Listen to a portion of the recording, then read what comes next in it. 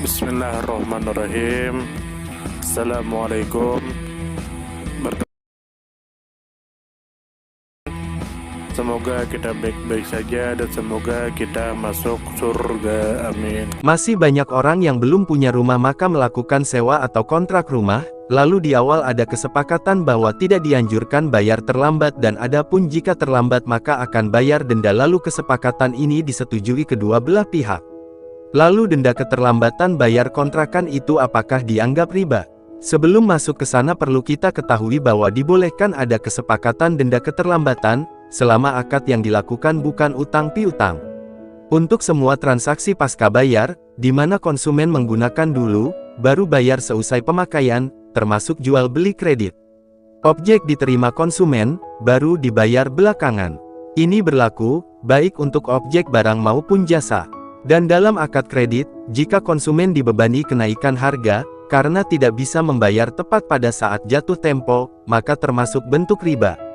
Bahkan termasuk salah satu di antara bentuk riba jahiliyah. Ada seorang tabi'in yang bernama Qatadah seperti yang disebutkan Al-Hafiz Ibnu Hajar, beliau menjelaskan riba jahiliyah dalam jual beli kredit, yang harganya bertambah ketika tidak bisa dilunasi ketika jatuh tempo, yang artinya bentuk riba jahiliyah, si A menjual barang kepada si B secara kredit sampai batas tertentu. Ketika tiba jatuh tempo, sementara si B tidak bisa melunasi, harga barang dinaikkan dan waktu pelunasan ditunda. Kitab Fathul Bari, Juz 4 halaman 313.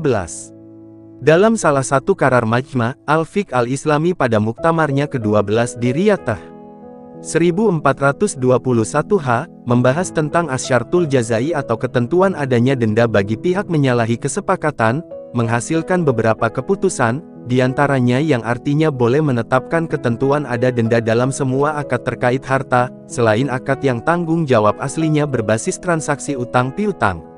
Karena ini jelas ribanya, keputusan nomor 4. Sekarang masuk ke denda telat bayar kontrakan. Ada dua kasus dalam hal ini yang bentuknya berbeda.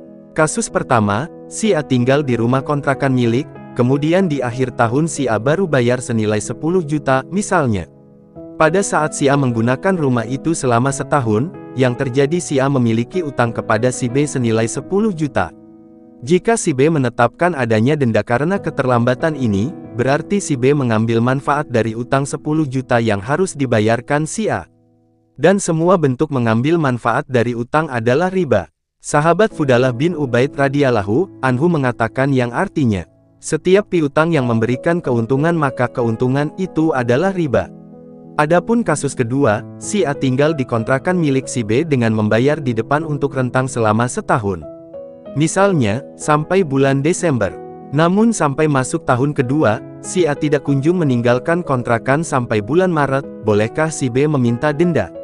Yang terjadi pada kasus kedua ini bukan utang piutang, tetapi sewa dengan kelebihan dari waktu yang disepakati. Dan sewa menyewa ijarah didefinisikan dengan akad jual beli jasa atau manfaat suatu benda, Kitab Fiqh Sunnah Juz 3 halaman 177. Si A telah mendapat manfaat dari rumah itu selama 3 bulan. Karena itu, si B mempunyai hak untuk menarik bayaran dari si A, karena telah menggunakan rumahnya selama 3 bulan. Dan ini bukan riba. Silakan diambil pendapat ini jika berkenan dan bijak-bijaklah. Salam damai.